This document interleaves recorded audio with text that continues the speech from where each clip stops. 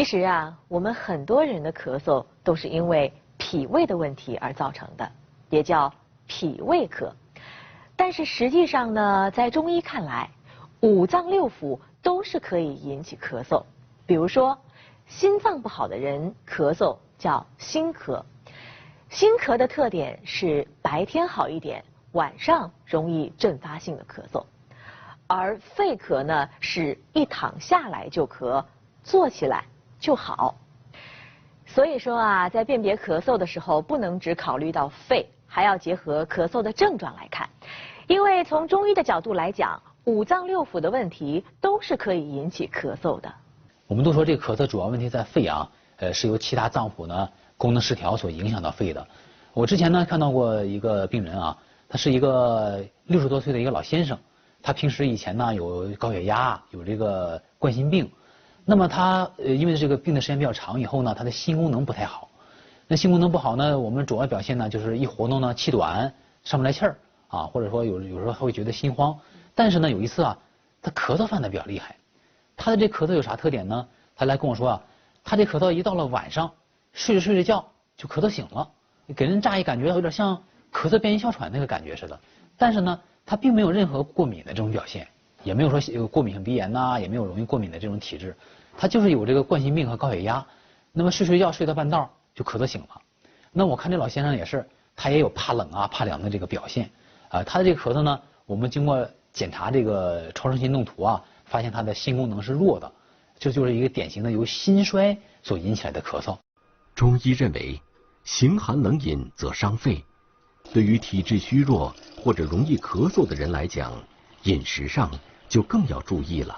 我见到的那个老太太就这样一个情况，她来跟我说，她说我这咳嗽呀，咳嗽都快2月了，哎，我这是试尽了各种药了，偏方我吃了好几个，她说那个川贝正梨我几乎天天吃。我说那你咳嗽是什么情况？你什么有痰没痰呢？我有痰多。我说什么痰？细白痰，一口接一口的。我说你一口接一口的细白痰，你要吃川贝正梨，那你肯定是越吃越厉害呀。那怎么会呢？这川贝正梨不是止咳嗽的吗？怎么会越吃越厉害呢？我说这川贝正梨啊，它是润肺滋阴的。你干咳没有痰，或者说你咳嗽的时候呀，觉得这个嗓子比较干，哎，这种情况下的话，我们用这种润肺啊滋阴的，把你这种不足的津液给你补起来，你这个肺的津液呢达到平衡了，它咳嗽就止住了。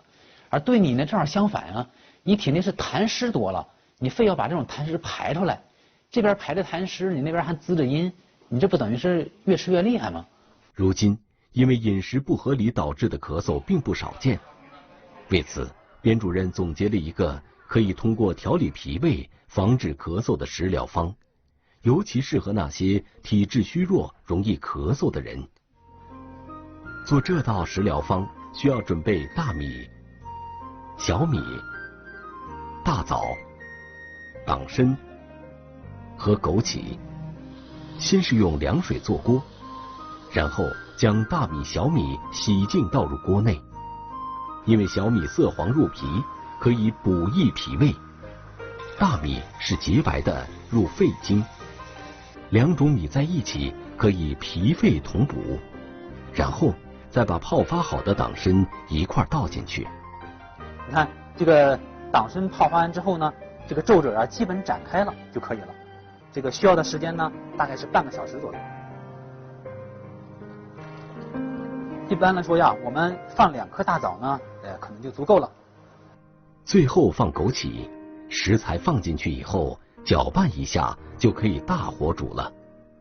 等到滚开以后，再用小火慢煮30分钟就可以出锅了。这样一碗浓香米香的党参粥就熬好了。党参作为药食同源的补气良药，不但可以提升我们的肺气，还可以治疗脾胃虚寒引起的咳嗽。那么面对咳嗽，我们在饮食上什么是可以吃，什么是不能吃的呢？比如说感冒后的咳嗽啊，比如说这个人啊，我刚得完感冒，感冒一好了，这2天开始咳嗽了，那这个时候说明什么呀？说明我的病邪还比较浅，还没有入得很深，所以这个时候呢，我们要适当的吃点往外表散的这种食物，比如说像叶类的蔬菜啊，比如说大白菜呀，或者像我们吃这个青菜呀，这种菜，因为它属于叶儿类嘛，它是有一个往外散的这种功效。葱姜蒜呢，对于这种寒湿型的咳嗽是适合吃的，尤其像我们吐细白痰，你那越是细白痰，越是着凉就咳嗽的人，越适合吃点姜。你这姜呢，也可以就是炒菜的时候多放一点，也可以呢把它吃点姜片糖，或者说呢平时做点这个醋泡姜。那么对于海鲜来讲，我们要分几种情况。海鲜里面呢，比如说像虾类的这个食物啊，虾呢它属于发物，不管对寒型热型的咳嗽，其实在你咳得彻底好之前都不适合吃，因为它容易把你的老病根啊再给你诱发出来。而其他的海鲜啊，我们像分2大类，一类呢就是我们说的贝壳类的食材，这种贝壳类的食材呢，像牡蛎啊、鲍鱼啊，它属于偏寒性的。这种偏寒性的这种海鲜呢，这种贝壳类的食物呢，对于这种痰湿性的病人就不适合比如说你有细白痰的、舌苔白腻的，就不适合吃这类的海鲜，这种贝壳类的食物。像这种有鳞的鱼是可以适当的吃一些的比如像我们这种说的什么三文鱼啊，或者说什么黄鱼啊，有鳞的鱼会好一点。但是像没有鳞的鱼，像带鱼，它和虾一样，也属于发物那不管你是哪种类型的咳嗽，彻底好之前呢，最好还是少吃。